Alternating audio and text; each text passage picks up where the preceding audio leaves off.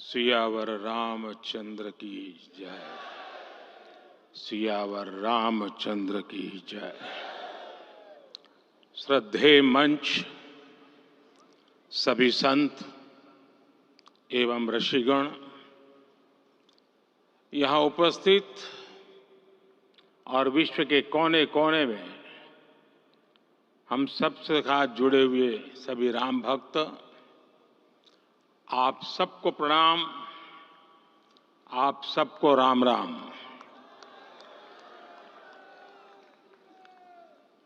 आज हमारे राम आ गए हैं।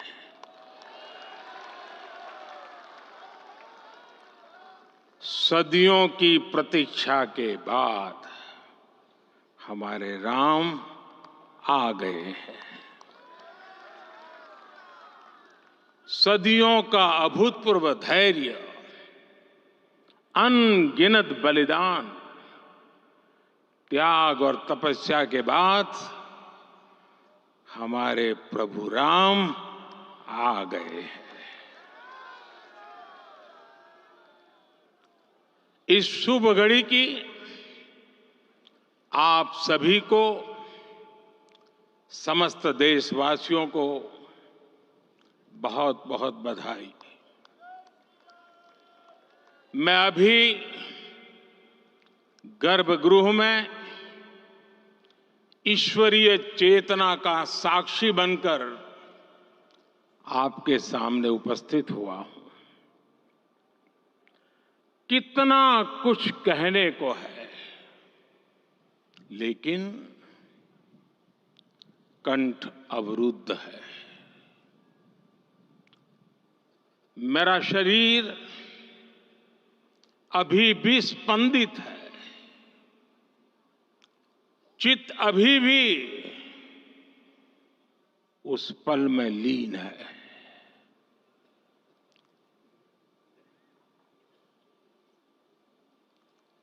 हमारे रामलला अब टेंट में नहीं रहेंगे।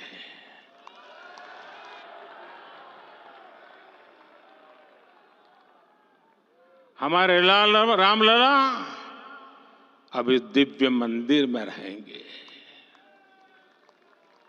मेरा पक्का विश्वास है, अपार श्रद्धा है कि जो घटित हुआ है, इसकी अनुभूति देश के, विश्व के कोने कोने में राम भक्तों को हो रही होगी। ये क्षण अलौकिक है, ये पल पवित्रतम है। ये माहौल, ये वातावरण, ये ऊर्जा, ये घड़ी प्रभु श्री राम का हम सब पर आशीर्वाद है। 22 जनवरी 2024 का ये सूरज एक अद्भुत आभा लेकर आया है। 22 जनवरी 2024 ये कैलेंडर पर लिखी एक तारीख नहीं, ये एक नए काल चक्र का उद्गम है।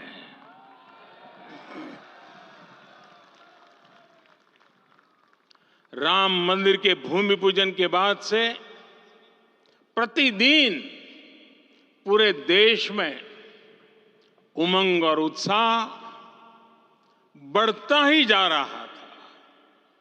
निर्माण कार्य देख देशवासियों में हर दिन एक नया विश्वास पैदा हो रहा था।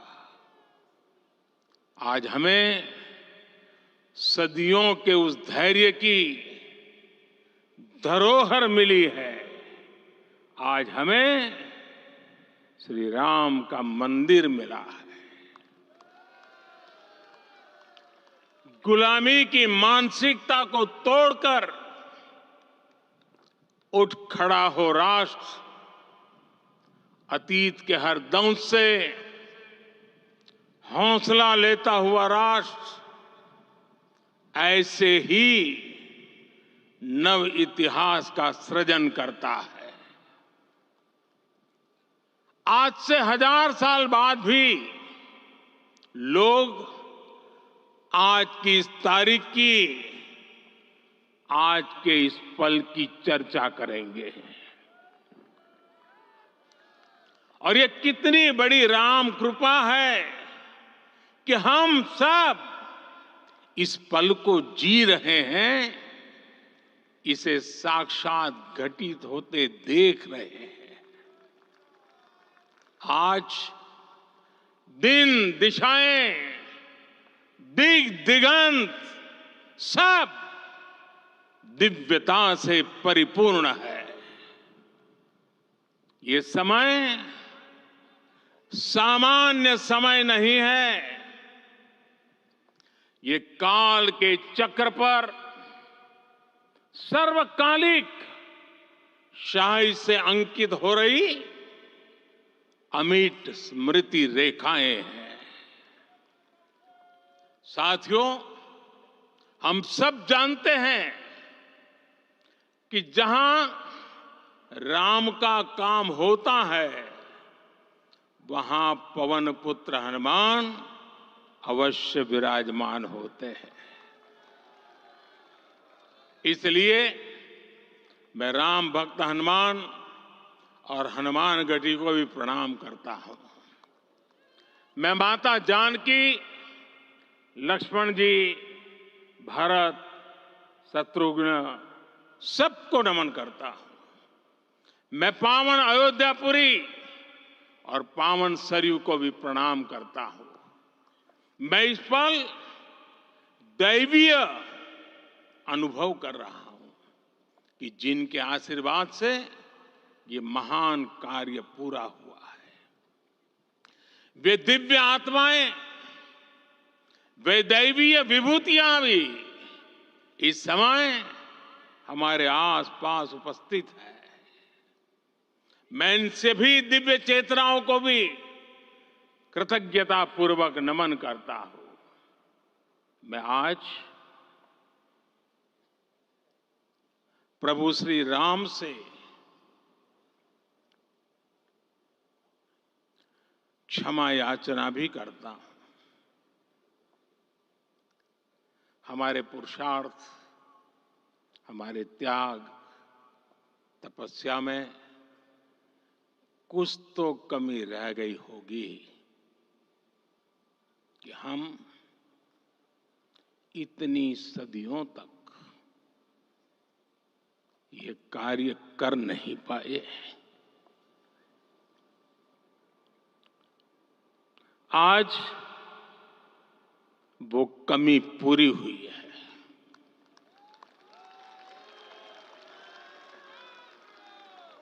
मुझे विश्वास है प्रभु राम आज हमें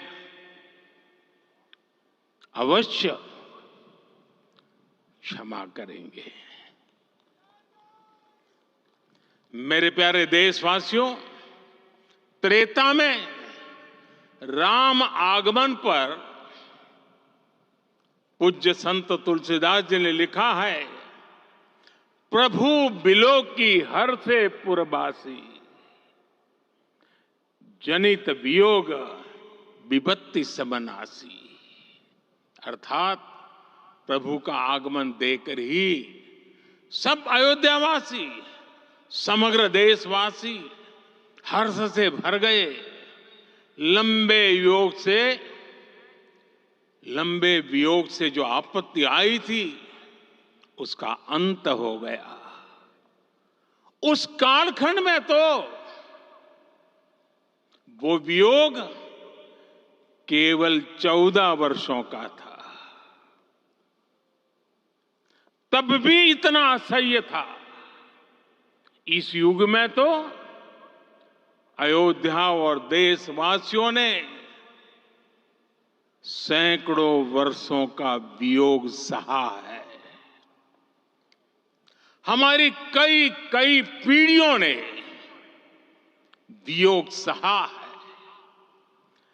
भारत के तो संविधान में उसकी पहली प्रति में भगवान राम विराजमान है। संविधान के अस्तित्व में आने के बाद भी दशकों तक प्रभु श्री राम के अस्तित्व को लेकर कानूनी लड़ाई चली।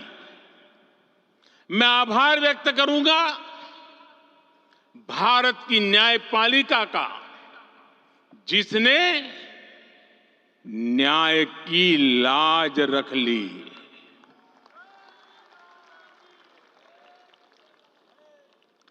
न्याय के पर्याय प्रभु राम का मंदिर भी न्यायबद्ध तरीके से ही बना। साथियों, आज गांव-गांव में एक साथ कीर्तन संकीर्तन हो रहे हैं। आज मंदिरों में उत्सव हो रहे हैं, स्वच्छता अभियान चलाए जा रहे हैं। पूरा देश आज दीपावली मना रहा है। आज शाम घर घर राम ज्योति प्रज्वलित करने की तैयारी है। कल मैं श्री राम के आशीर्वाद से